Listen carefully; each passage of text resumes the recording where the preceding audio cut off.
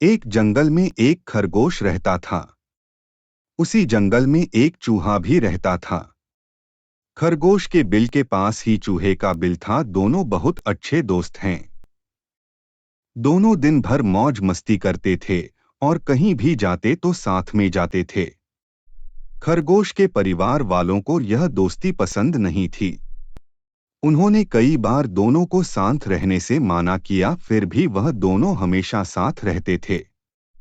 एक दिन जंगल में कुछ शिकारी आए और शिकारियों ने खरगोशों को जाल में फंसाने के लिए चारों तरफ अनाज बिखेर दिया। खरगोश को यह पता नहीं था कि अनाज कहाँ से आया। अनाज को देखकर खरगोश के मुंह में पानी आ गया और वह अपने बिल से निकालकर अनाज खाने लगा। अचानक खरगोश का पैर शिकारियों के फेंके हुए जाल में फंस गया।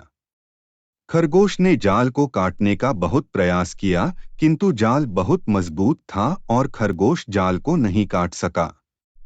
चूहा प्रतिदिन की भांति अपने बिल में खरगोश का इंतजार कर रहा था, किंतु बहुत समय हो जाने पर भी खरगोश चूहे के पास नहीं आया।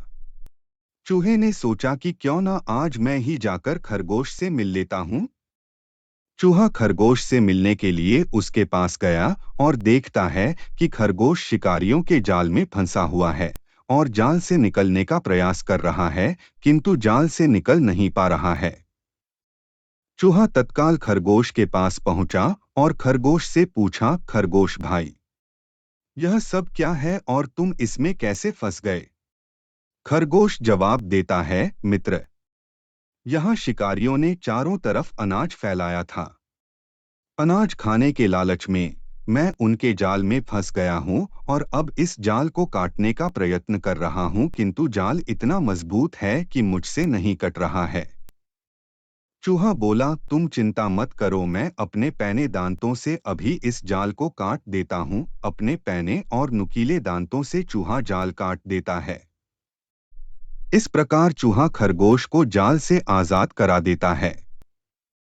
जैसे ही खरगोश आजाद होता है, उसी समय शिकारी वहां आ जाते हैं।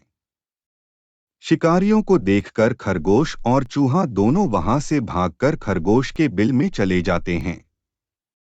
बिल में पहुंचकर खरगोश अपने माता पिता को यह बात बतलाता है। खरगोश के माता पिता को अपनी गलती का एहसास होता है और वह खरगोश को चूहे से दोस्ती करने की अनुमति दे देते हैं। शिक्षा। चूहा और खरगोश की कहानी से हमें शिक्षा मिलती है कि अच्छा दोस्त बड़ा हो या छोटा हमेशा काम आता है।